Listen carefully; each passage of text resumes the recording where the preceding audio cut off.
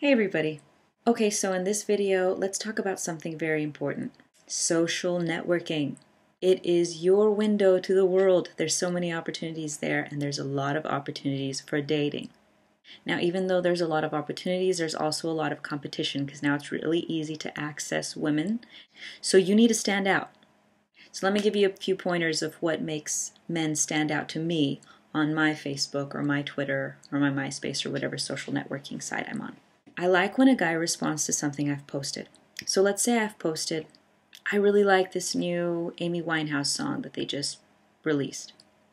This is your opportunity now to respond and say, I like that song too. Have you heard this song by her? This is my favorite. Let's say I've posted something about my favorite sports team. You could say, did you watch the game yesterday? It was horrible that they were on first base and blah, blah, blah, blah, blah, blah. You just come up with something to talk about that you already notice she's already interested in. But a good thing to always do is to ask a question.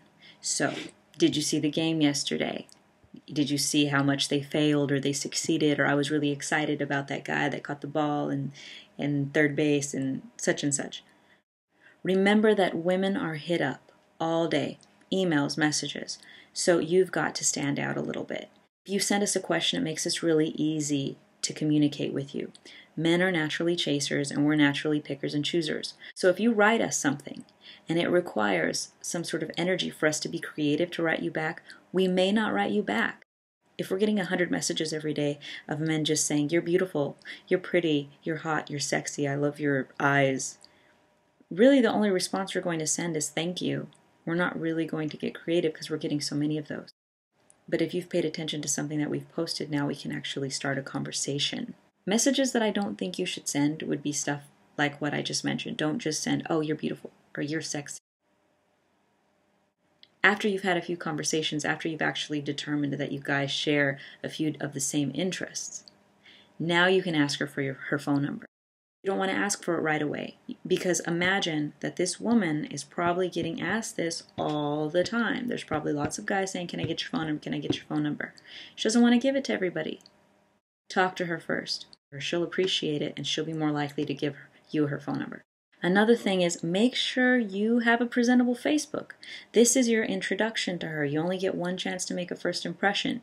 Now, back in the day, it was a first impression was physically and in person. Now it's your Facebook. That's where she's going to get to know you. First and most importantly, make sure you have photos that represent you very well. Not from the 1980s, not from 5 years ago when you were skinnier. It's good for you to let people know exactly what they're getting into. If that picture of you 10 years ago makes you look great, then she's going to like talking to you on the internet, but then she's going to expect that. And when she meets you, she's not going to be happy about that. Make sure you have updated photographs. Make sure you look your best. Definitely take pictures of you on your best day. You don't want to wake up in the morning and as soon as you wake up, take a picture of you. You still have sleep in your eyes. You're drooling on yourself. You don't want that. But you do want to look like what she's going to expect to see when she meets you in person. Things that turn me off when I go to a man's Facebook is, one, if he has tons of pictures of him and other women all the time, I feel like he's lacking somewhere up here self-esteem wise, so he's having to post all these pictures of him with other women so he feels validated as a man and he feels like, see, I'm cool, other girls like me. I don't like that. Pick pictures of you where you're smiling and you're laughing and you're in the middle of something. Maybe you're painting, you're doing what you love.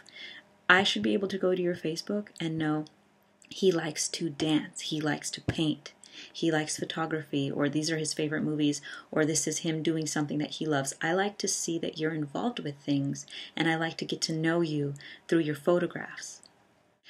Another thing I don't really like when guys post pictures of like things that they own. I feel like, again, that's trying too hard. They're trying to impress someone, so they probably don't have a great amount of confidence. They probably don't have a lot of self-esteem. So you post pictures of your Mercedes or you post pictures of your, awesome truck. I like modesty. I like when people are humble. If you own those things, that's great and more power to you, but I don't really care to see that. As important as it is that you post photographs of things that you love and care about, a lot says about you from what you don't post. If you don't post pictures of your beautiful car or your fancy watch or your big diamond ring, guys tend to want to display wealth and power and those sorts of things. Let that be displayed later. If you're wealthy, if you're successful, if you're all these things, let that come later. Someone's going to figure that out on their own. But first you want people to fall in love with you, your personality, your likes, who you are, your energy. So let that come through on your Facebook, not the things that you own.